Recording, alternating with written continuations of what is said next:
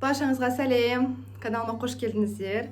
Қалдеріңіз қалай? Сіздерде барлығы жақсы деген үміттемін. Бүгін мен өзім түрік отбасыма кешкі шайға осындай кекс дайындадым. Мінекей қараңыздар. Құрамы өте пайдалы. Ішінде мейіз бар, сәбіз бар, жержаңғақ бар. Дайындалуы оңай. Осылай мен көрсеткенде ерекше әсемдесеңіздер, қонақтар да таң қалады. Сіздермен бұл рецептпен бөлісуді жөн көрдім. Өйткені жиі дайындаймын бұл кексті. Сонымен менімен бірге болыңыздар. Құрамына 3 жұмыртқа, 1 стакан қант, 1 стакан сүт, жарты стакан сұйық май, 2 толы стакан ұн, 1 стакан грек жаңғағы, 2 ас қасық мейіз, 1 ас қасық толтырмай қопсытқыш, 1 шай қасық корица және 3 орташа сәбізді ұсақ шоркадан өткізіп аламыз. Содан соң грек жаңғағыны міндетті түрде пышақпен тураймыз. Бұл өте маңызды. Неге десеңіздер, осындай шамамен 1 шемішкенің үлкендігінде етіп туралған жаңғақтар кекстің ішінде әлдеқайда дәмі білініп, өте әдемі тұрады. Егер де басқа блендер немесе басқа да үгіткішті қолдансаңыздар, ол қатты үгіліп кетеді. Bir жағынан кекстің ішінде дәмі сезілмей қалады, бір жағынан ұсақ-ұсақ бөліктері қап-қара нүкте болып кекстің ішінде әдемі көрінбейтін болады. Сол үшін міндетті түрде осылайша тураңыздар.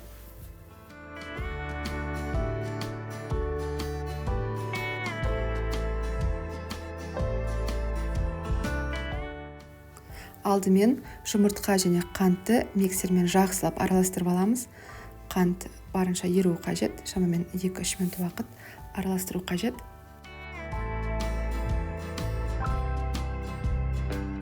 Содан соң сүтімізді құямыз, сұйық майымызды және де ұнымызды електен өткізе отырып қосамыз.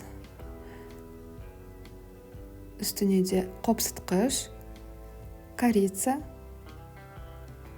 және де миксермен тағы да жақсылап тұрып араластырамыз. Ешқандай түйіршіктер қалмау керек ішінде, біркелкі араласуы қажет. Енді үстіне жержаңғағымызды және сәбізімізді қосамыз.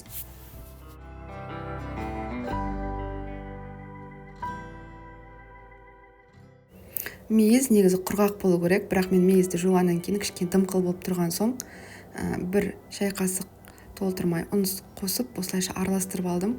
Кішкене мына суын алсын деп, өйткені сулы болса ішінде дұрыс кекс дұрыс көтерілмеуі мүмкін. Сол үшін де осылай жасаңыздар міндетті түрде, немесе құрғақ мейіз қолданыңыздар.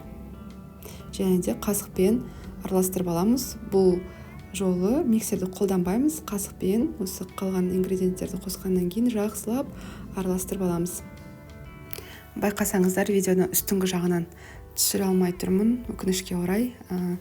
Жаңағы штативтің жоғарыдан түсіретін бөлігі сынып, содан осылайша тек шетінен ғана түсіріп жатырмын, айып етпеңіздер. Енді осылайша формамызды алып, мен осындай жұмсақ маргаринмен немесе сары маймен осылайша барлық бөлігін жағып шығам ішкі жағынан. Барлық мына форманың ойқы жерлерін, барлық өрнегінің шығып жатқан барлық жерін міндетті түрде қалдырмай жауып шығу қажет. Немесе өзіңіздің формаңызға сенетін болсаңыз, сұйық майда жақсаңыз болады. Бірақ мен осылай жағамын және үстіне кішкене ғана ұн сеуіп, осылайша соғып отырып, қолмен астыңғы жағынан осылайша ұнды барлық жағына жайып шығам. Бұл осы кекстің өте жақсы шығу үшін септігін тигізеді. Енді қамырымызды осы формаға құямыз.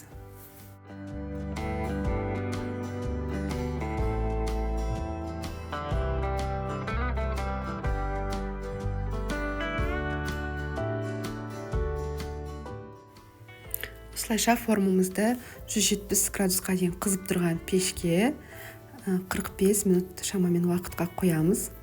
Пісу уақыты пешкеде байланысты. Үстіңгі жағы қып-қызыл болып пісуі қажет. Міндетті түрде формадан бірден шығарып алыңыздар. Өте тез уақытта шығарып алу керек, өйткені жабысып қалуы мүмкін қамыры формаға. Және де осылай шыққаннан кейін қаласаңыздар, түс шыққышпен де осылай тест жасап көрсеңіз болады. Ортасы дымқыл шықпауы қажет. Сол кезде ортасы жақсы пісті деген сөз.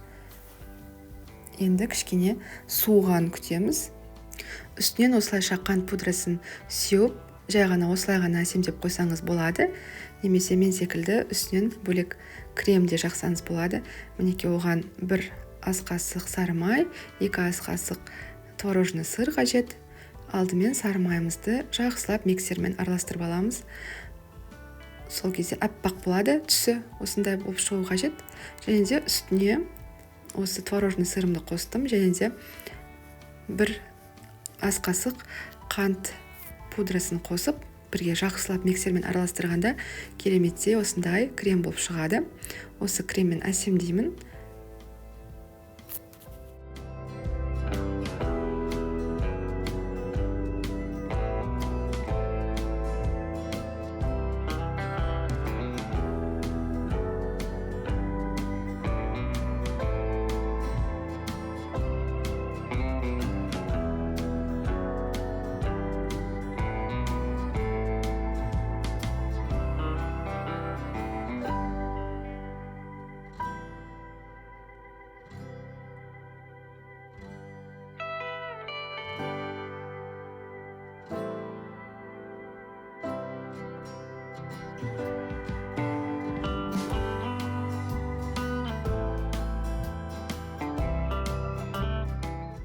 Біз отбасымызбен бұл кекс түрін сүйсініп жейміз, және де каналымда бұл кекске ұқсайтындай тағы да бір қара мейізбен ғана дайындалатын кекс рецептісі бар. Сілтемесін міндетті түрде бұл видеоның астына қалдырып кетейін.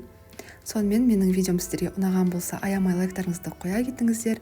Әлі каналыма жазылмаған болсаңыздар, жазылып қойыңыздар. Қандай да бір сұрақтарыңыз болса, немесе осы рецепт бойынша пісіріп көріп ұнаған, ұнамаған жерлер болса, міндетті түрде комментарийге жаза кетіңіздер. Сіздерден кері байланысты күтемін міндетті түрде. Келесі кездескенше сау болыңыздар.